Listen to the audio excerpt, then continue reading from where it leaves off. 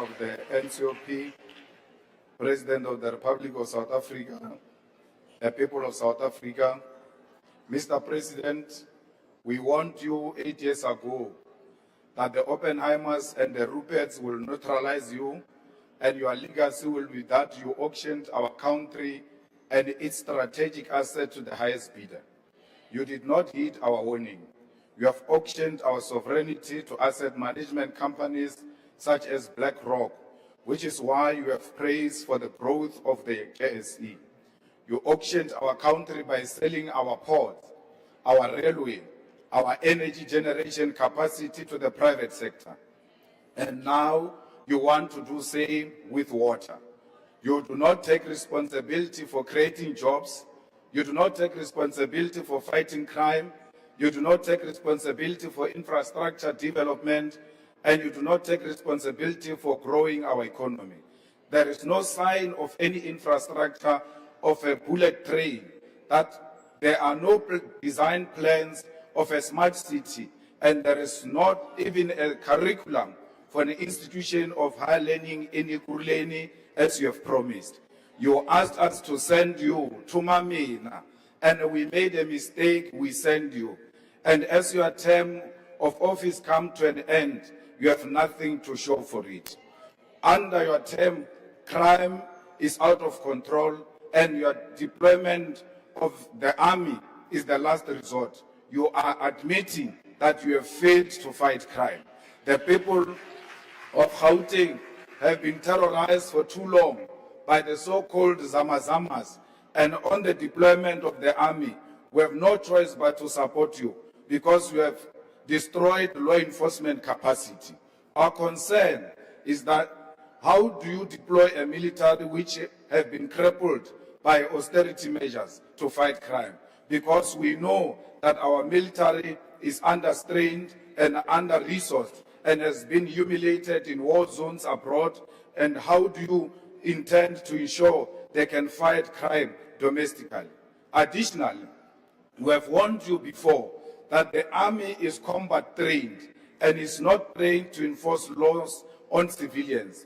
The scale of crime in our country cannot be dealt with by the army alone, because crime is a national crisis and a social crisis. If you do not resolve the challenges of unemployment, the challenge of alcohol and substance abuse, and the high dropout rates of the youth from schools, then crime will be a permanent feature in our society.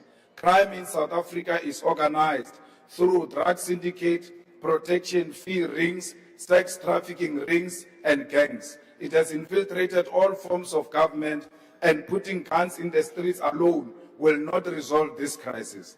Mr. President, the rot in our criminal justice system begins with your political party, which has factionalized law enforcement and intelligence on the basis of who emerges in your conferences. The biggest syndicate is the political party you are leading, Mr. President. Mr. President, subjectively, this government has done nothing to grow this economy or to strengthen our currency. Let us take this opportunity to remind you of your own commitments. Last year on this same platform, you committed to grow the economy by 3% through infrastructure investment, structural reforms, and inclusive growth and employment. You no longer speak of this figure, and National Treasury itself predicts economic growth at 1.5% and will most likely reverse this projection down as the year progresses, because that is their tradition. You speak of the achievement of a budget surplus as a positive economic indicator, but it is more of an indication that you are implementing austerity and spending less on saving the needs of the country. Why will you be proud of a budget surplus in a country with massive unemployment, collapsing municipal infrastructure, and poverty, which is leading the death of children in the Eastern Cape? You're proud when it comes to EPWP jobs is something you should be ashamed of and not mention at this level of governance. Those are temporary jobs which are used to secure income for volunteers of your political party. It is slaves jobs with no security, because you cannot secure a car or a home with an EPWP job. Mr. President, the electricity crisis in South Africa is far from over.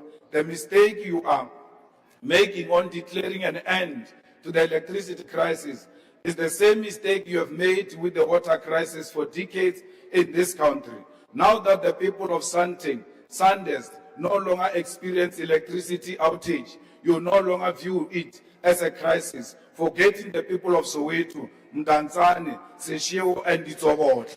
You have given load shedding a new name, and that new name is load reduction. On top of that, you have lost control of the pricing regime of electricity, and NERSA is pronouncing an increase in the cost of electricity every few months. Your municipalities do not have an idea of the infrastructure they are seized with governing. It does not matter how many billions of rands you give them to revive water infrastructure. The fact of the matter is your minister and your mayors do not have the town planning, do not know the town planning of where water infrastructure begins and where it ends. This is why they respond to burst pipes and leakages as they happen and run after one pipe to the other. In Ikuruleni, we have an MMC of water of the EFF, Tembi Msani, and sanitation, who is managing a water infrastructure there and has been declared as a water champion. When your minister was running around complaining about water, our MMC of water in Ikuruleni was given an award the same week and declared a water champion. Instead of benchmarking from the DA, which struggles to provide clean water to people of the city in this township, go and benchmark from the EFF department there in Ikuruleni on how to fix the water crisis. Mr. President, you will not fix our municipalities if you do not revise the backward and outdated equitable share model, which allocates more funding to the national and provincial spheres of government while giving the least allocation to local government. The idea that all municipalities can be self-reliant on revenue generation when you know you preside over a country that is massively deindustrializing and is suffering massive unemployment is misguided. We need to focus on strengthening municipal capacity, but in addition to that, focus on recovering revenue from major industries which consume electricity and water in bulk. These companies must be given incentives on rate paying, which will compel these industries to invest in developing municipal infrastructure such as roads, water, electricity, clinics, and schools. Mr. President, we want to say to you, we fully support you on your posture when it comes to international relations. Your support for Palestine, the people of Western Sahara, South Sudan, and the people of Cuba.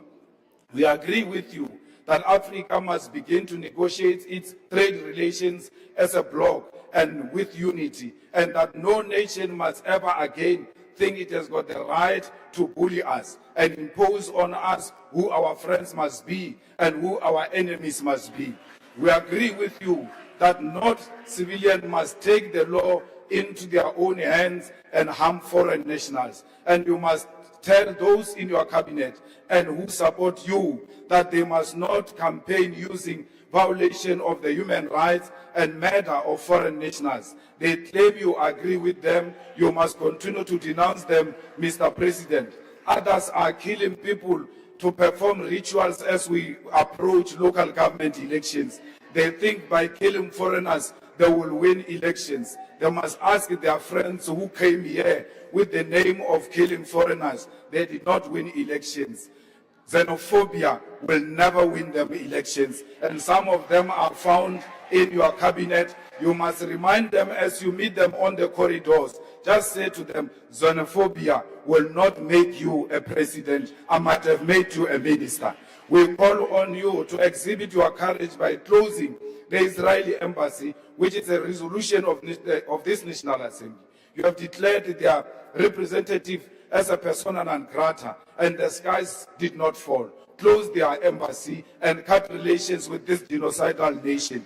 The USA has sent a rampant racist as its diplomat in this country, and we must exercise our right to refuse cooperation with the individual whose sole intention is to dictate to us what our foreign policy must be.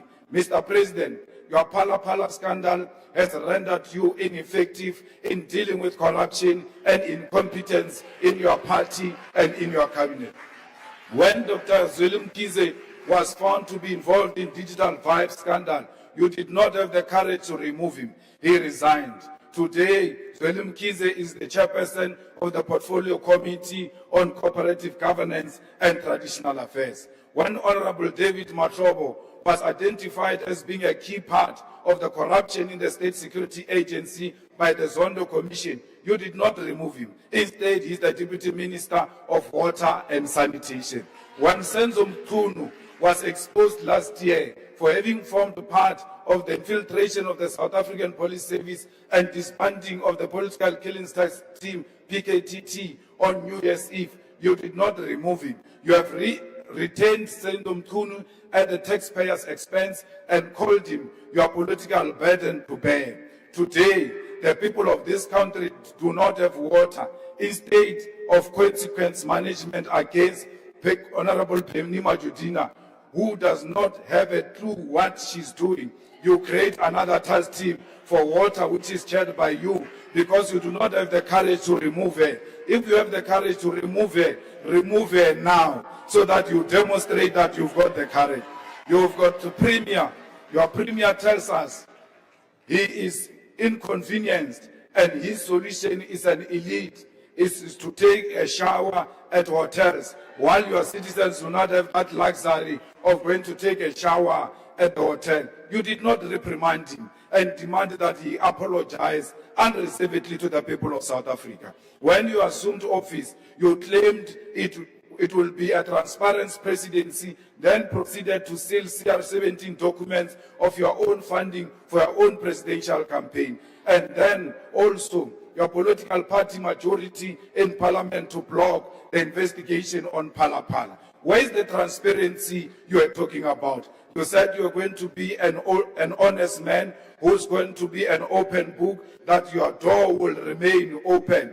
And today, your door will remain closed. You even put butler doors to make sure no one accesses you and the documents that are attributed to corruption. Let me reassure you, Mr. President, as long as the EFF is still alive and in this parliament, Pala will never die. Thank you very much.